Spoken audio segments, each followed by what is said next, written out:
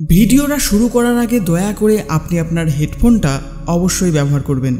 Hello বন্ধুরা, আমি রাজ, আপনাকে স্বাগতম হেলদি লাইফ অ্যান্ড স্টাইলে।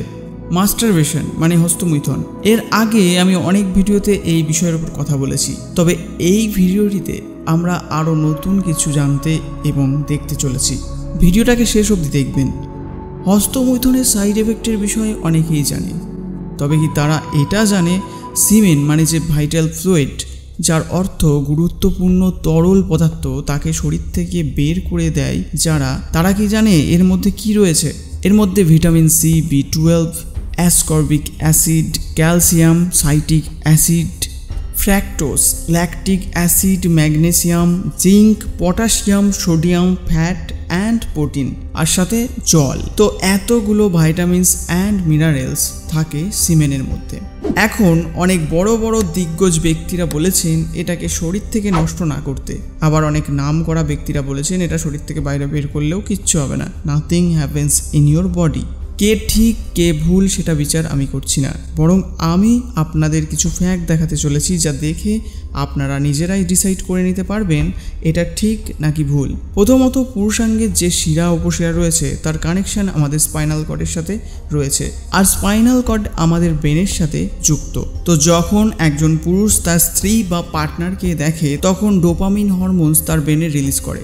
এখন এই হরমোনসের জন্য আমাদের শরীরে সেক্সুয়াল ফিলিংস ডেভেলপ হয় এবং পুরুষের পেনিস শক্ত হতে শুরু করে। তো এখান থেকে আমরা বলতে পারি ব্রেনের সাথে কিন্তু আমাদের পেনিসের ডাইরেক্ট কানেকশন আছে শিরা উপশিরার মাধ্যমে স্পাইনাল কর্ডের সাথে। তো এখন যদি একটা মানুষ অনেক বেশি হস্তমৈথুন করে তবে তার প্রথমে কোমর বেশি ব্যথা হবে, কারণ সবার প্রথম শিরা উপশিরা এখানেই জোড়া থাকে, আর তার সাথে দু ধরনের ব্রেন সিস্টেম ড্যামেজ হবার চান্স বেড়ে গিয়ে থাকে, SNS ও DA, যার অর্থ সিম্প্যাথেটিক নার্ভাস সিস্টেম এবং ডোপামিন রিসেপ্টরস।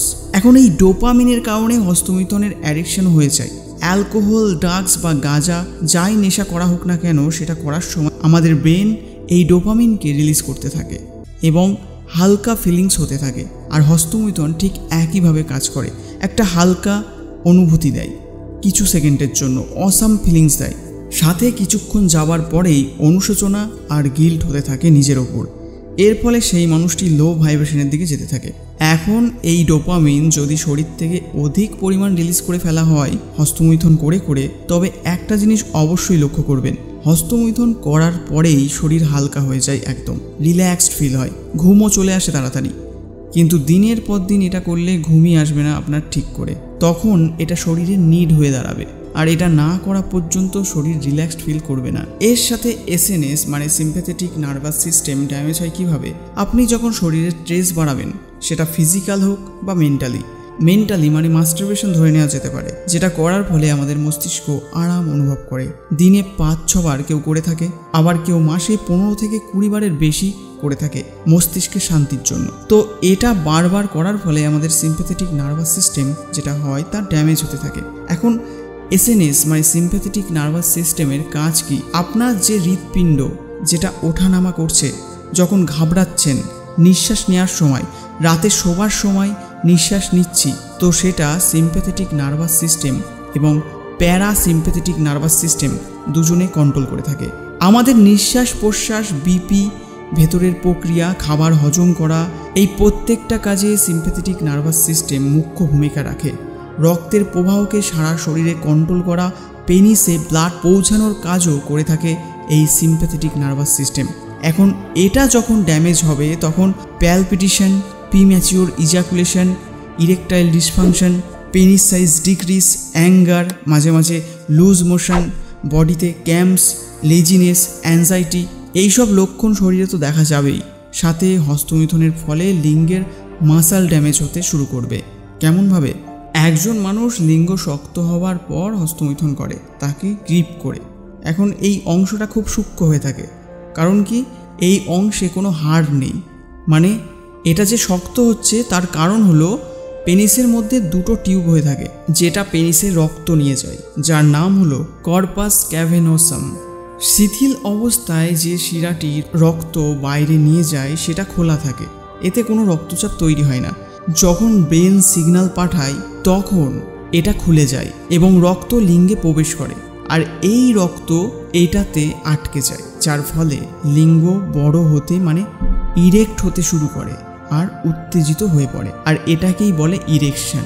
এখন এই ইরেকশনের সময় যখন হাত দিয়ে প্রেসার দেওয়া হয় আর প্রতিদিন এটার উপর যখন বারবার প্রেসার দেওয়া হয়, তখন এখানে থাকা মাংসপেশিতে প্রেসার পড়ে, আর প্রেসার পড়তে পড়তে এটা সাপ্রেসড হতে শুরু করে, আর যার ফলে ধীরে ধীরে লিঙ্গ পাতলা হতে লাগে, মানে প্রথম অবস্থা থেকে অনেক বেশি কমজোরি আর পাতলা হয়ে যায়। আবার কারো কারো ক্ষেত্রে মাংসপেশি মাঝখান থেকে মোটা হয়ে যায়, আর যখনই মোটা হয়ে যায় আর যেদিকে মোটা হবে ঠিক সেই দিকে লিঙ্গ মুড়ে যায়, আর এটাকেই অনেকে বলে তার লিঙ্গ ব্যাকা।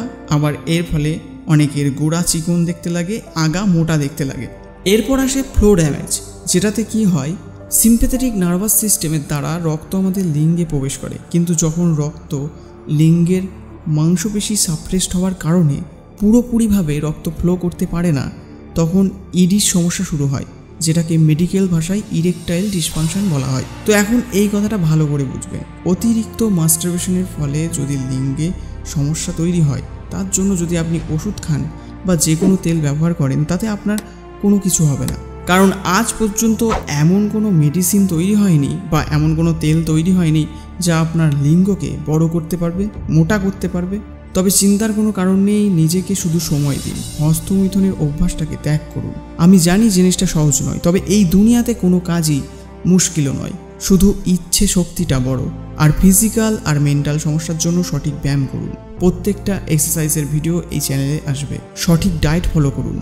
বীর্য পাতলা হয়ে গেলে, ইরেকটাইল ডিসফাংশন এবং প্রিম্যাচিউর ইজাকুলেশন যদি থেকে থাকে, তবে হস্তমৈথুন একদম করবেন না। শরীর অনেক দুর্বল থাকলে শুদ্ধ দেশি ঘি খাওয়া শুরু করুন, এটা আপনার বীর্যকে বাড়াবে, প্রিম্যাচিউর ইজাকুলেশন এবং ইরেকটাইল ডিসফাংশনেও সাহায্য করবে।